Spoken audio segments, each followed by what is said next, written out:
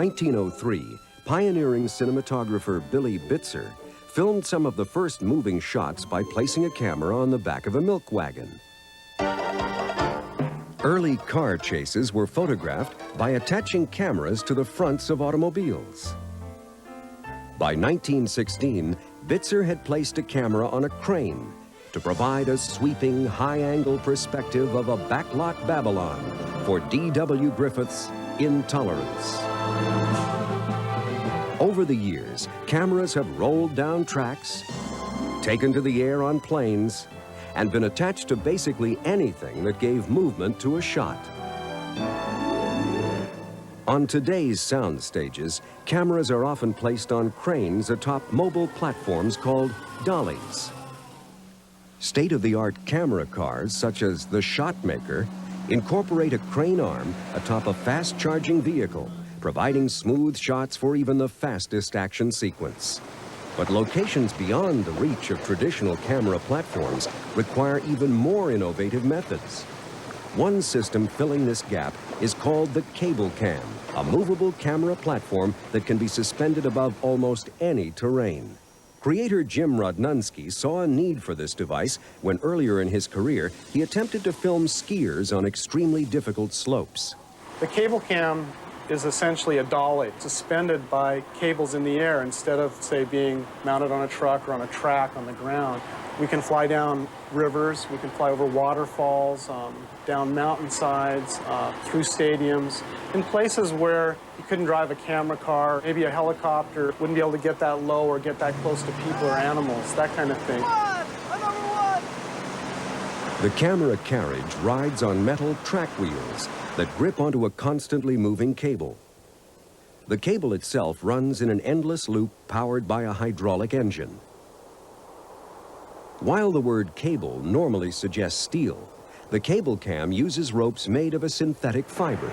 This is what's basically the lifeblood of everybody on this system. I guess maybe one of the reasons why you call it cable is when you pull about 10, 12,000 pounds of tension on this, it feels like steel when you go up and touch it. A half-mile length of fiber rope weighs only 500 pounds. A comparable steel cable would weigh at least 10 times that and be far too difficult to move and install. The cable cam system can cover distances of up to half a mile, quickly accelerating to a maximum speed of 60 miles per hour. The camera can be operated either remotely or by a cinematographer riding on the carriage. Look at this throw! For this TV commercial, Jim rode the platform to chart the path of a baseball thrown by outfielder Kirby Puckett. I had to fly the camera from the outfield where Kirby's throw began all the way into home plate. The baseball and target screen images were added in post-production, creating the illusion of a missile zeroing in on the catcher's glove. Setting up the system is a 2-day process for Jim's team. The first step is assembly of 2 60-foot towers to hold the fiber cable. The towers are hoisted by crane and then securely anchored into the ground. Next, the cable is unspooled and run between the 2 towers. We have 2 cables. One performs the suspension function, and one performs the braking and retrieval function. Finally, the camera platform is attached to the cable. The system has kept up with many speeding vehicles, from motorbikes to kayaks. But here at legendary racetrack Churchill Downs, the challenge is to follow the ponies for television coverage of the world's most famous horse race, the Kentucky Derby. To make the system as unobtrusive as possible, the camera is operated remotely by radio control. The cable cam provides the Derby broadcast with a never-before-seen perspective on this most photographed of races. Given its far-ranging capabilities, Hollywood effects artists were quick to seize upon this revolutionary technology. For the Canadian television adventure series Neon Rider, a cable cam was used to capture a galloping herd of wild horses. In the past, this kind of shot was nearly impossible, The traditional camera trucks or helicopters used for moving shots would scare the horses, denying filmmakers such close proximity. We're just slightly above the horses' field of view and right beside the horses, and they just came literally right up and bumped into the dolly when we were going downhill. It was about a 1,400-foot shot.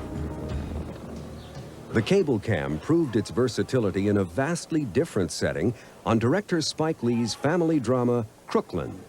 For the opening shot of the movie, Lee had the camera fly through a residential New York neighborhood.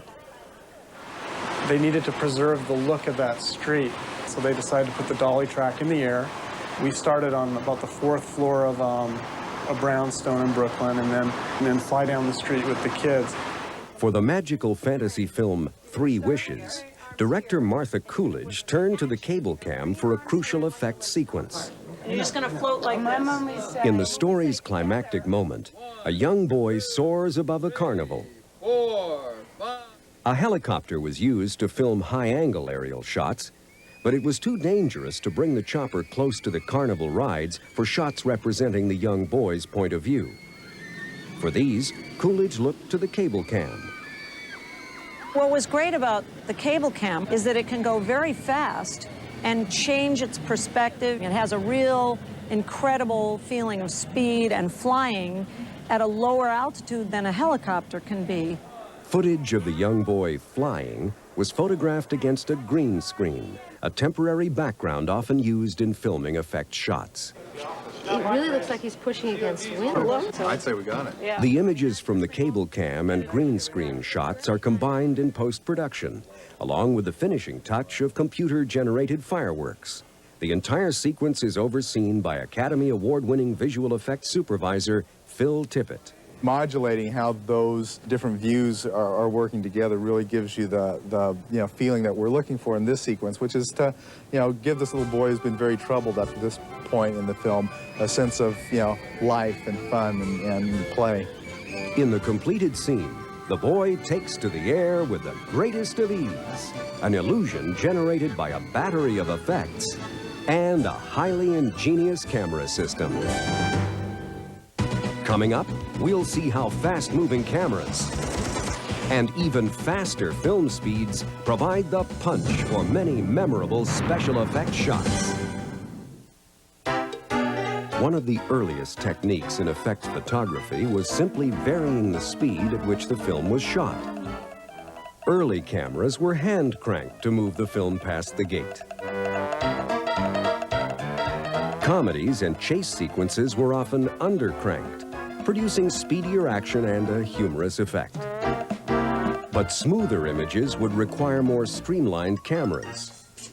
When shooting, each frame of film must stop behind the lens long enough to be exposed.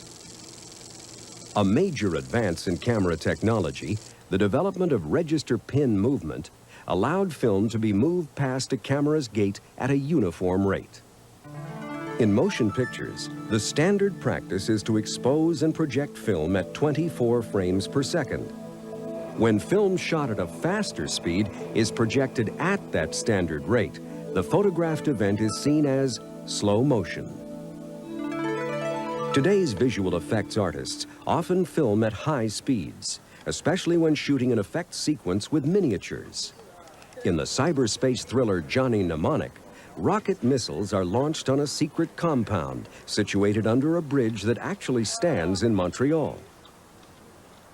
Since blasting the real bridge was out of the question, it has been faithfully recreated in miniature at Fantasy II Film Effects in Burbank, California. The effects team, led by Gene Warren Jr., has crafted the bridge in 1/12 scale. It's about the smallest scale that we could do it, since we have pyrotechnics and all of that type of action going on the bridge. To go any smaller, it's difficult to make it look real. Oh, it's way too hot on that second tower there. Let's bring that down quite a bit. All right. Pyrotechnician Joe Viscosal rigs the bridge with black powder and gasoline bombs designed to destroy the miniature in a fiery inferno. To truly impress the audience with the power of the blast, it will be photographed with a camera capable of shooting at high speeds. The frame rate That is how many frames a second that we will run the cameras is 120 frames a second, 5 times normal speed. All right, we're rolling. Action! As seen on the set, the blast is flashy, but ends all too quickly. But when the film shot at 120 frames per second is projected at the standard 24 frame rate, the effect creates a series of explosions of enormous proportions. High-speed cameras are an important tool for heightening dramatic moments in features and TV commercials. And the fastest cameras in the industry are made by Photosonics. We can run high-speed cameras here at Photosonics as high as 2,500 frames a second. When you project that back at the normal 24 frames a second projection speed, you have 104 seconds of screen time of an event that lasts 1 second. Obtaining such high speeds requires a camera with faster than normal internal mechanics. Rather than register pins, this new camera uses a 4-sided rotating prism to expose individual frames of film. The film travels through the camera without stopping. It's a continuous roll through the camera. The prism bends the light to wipe the image onto the film as it travels through the camera. The rotating prism camera is capable of exposing 1,000 feet of film in only 6 seconds. At this accelerated rate, the tiniest shift or movement could ruin the shot, so the camera is often locked in place to photograph slow-motion footage. But if the desired shot requires that the camera move, special preparations must be made to generate a steady, rock-solid image. In Hollywood, effects photographers frequently turn to the Westcam mount to ensure steady action images. Westcam pioneered gyroscopic technology to stabilize a camera attached to a moving vehicle. 6 feet on the nose. Much like a child's spinning gyro toy, the Westcam gives the camera a stable base, allowing it to tilt and pan smoothly, even when the vehicle it's attached to is moving.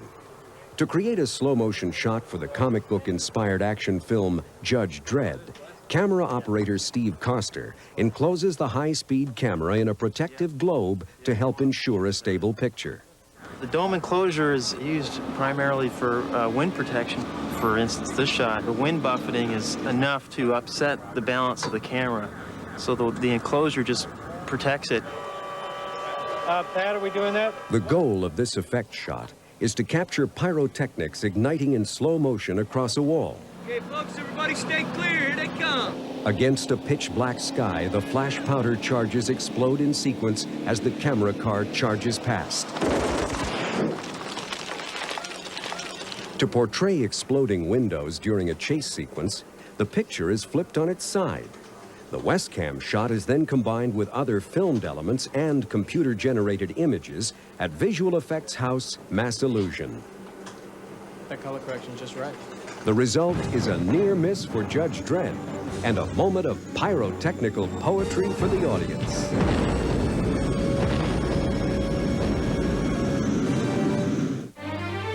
When we return, the flying cam charts a new course for special effects photography. The invention of the movie camera preceded manned flight by 8 years. Not surprisingly, shortly after the Wright brothers built their plane, someone sent a camera up with them. Since then, most advances in aerial cinematography have concentrated on new methods to stabilize cameras mounted on planes or helicopters. But on occasion, some have wondered, what if the camera itself could fly? Among those who dreamed was Emmanuel Prévenère. When I make forward flight. As a boy in his native Belgium, Emmanuel began experimenting with both cameras and model aircraft. In 1980, he successfully combined both passions in his creation, the Flying Cam. This radio-controlled helicopter captures smooth, soaring shots previously unobtainable. It's totally free in the air, and it's human size. So you have no connection between the ground, like a crane. So it's totally free. If you need to change the point of view, it's very easy. Basically, you have a lot of freedom.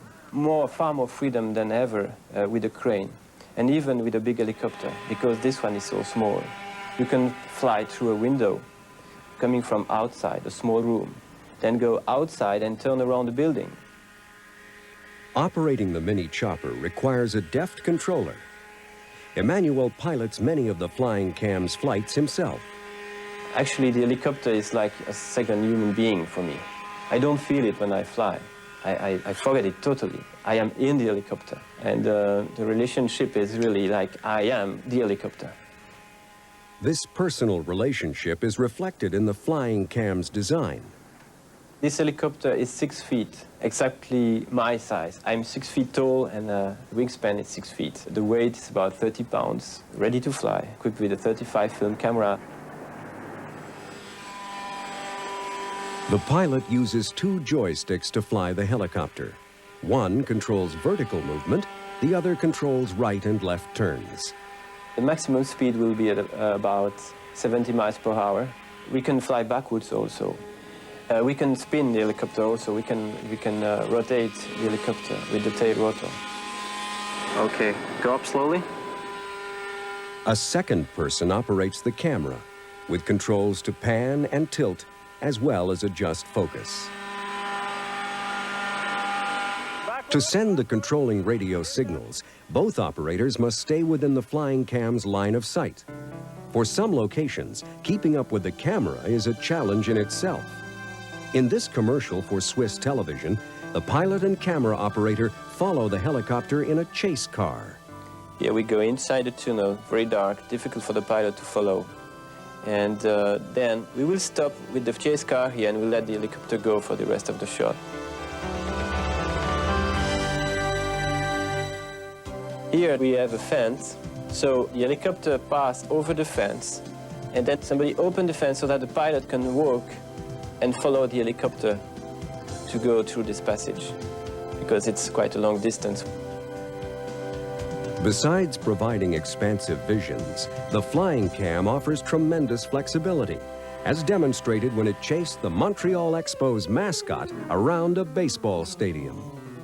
We climb a little. That's normal speed. I mean, it's about 10 miles per hour. Right turn. I have my earphone to hear my camera operator tell me what to do. Okay, here it's landing. It's only 1 feet above the ground, nearly less. Having proven its capabilities in Europe and Canada, Emmanuel has brought his innovation to Hollywood. The flying cam chased Bruce Willis's boat in the thriller Striking Distance and soared high over Disneyland to promote the Magic Kingdom. But perhaps Emmanuel's greatest challenge was this flight over a waterfall. This footage can be seen in a flight simulator ride at Busch Gardens theme park. This is probably the most difficult shot I have ever done. It was like 300 feet high, the waterfall, so I was really afraid to lose the helicopter down there. Impressed with the unique capabilities of the flying cam, the Academy of Motion Picture Arts and Sciences presented Emmanuel Prévenaire with a 1994 Technical Achievement Award. Prévenaire's lifelong quest marks another step in the professional cinematographer's goal to create new shots that transport audiences. Ultimately, these cameras and support systems are only tools to tell a larger story. But special effects photographers see no reason why pictures must be limited to 1,000 words. For them, the excitement of the moving image, which began when cameras rode in the back of milk carts, continues today. Whether the cameras are flown or carried by cable, whether they're shooting high speed or steadied by a stabilizing mount, it's the final shot that counts. And these shots are state-of-the-art, all spellbinding examples of movie magic.